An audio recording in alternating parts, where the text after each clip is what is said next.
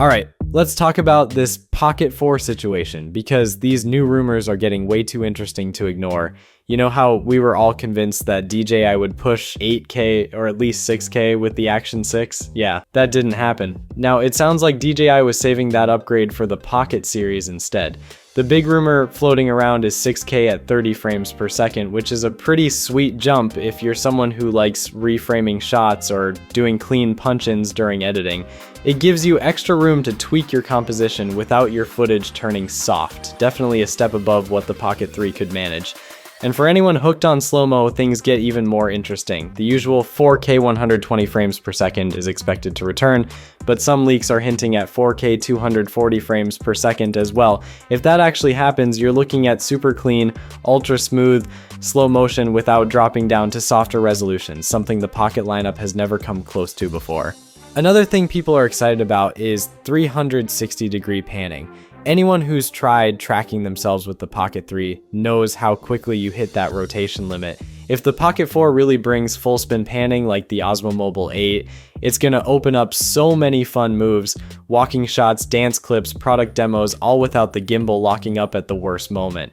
Now, the topic everyone keeps debating is the sensor. DJI is still expected to stick with the 1-inch type sensor, but the shape might change. A lot of hints point toward a square or near square layout, something DJI has already tested in a few recent products. It probably won't be a full uncropped 1-inch sensor, more like a slightly smaller version that fits into the Pocket's tiny body. And honestly, while that might sound like a downgrade on paper, it comes with a lot of practical benefits. A slightly smaller sensor lets DJI shrink the lens assembly, reduce heat buildup, and free up internal space.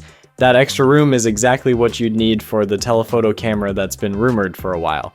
So the camera stays compact, cool, and more versatile without sacrificing much in real-world image quality.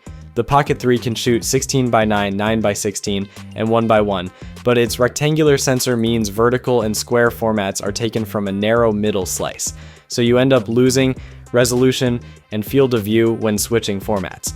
With a square or near square sensor in the Pocket 4, every format pulls from a much bigger chunk of the sensor, so your TikToks, Reels, Shorts, YouTube clips, they all look consistent without that slight loss in detail the Pocket 3 sometimes shows in vertical shots.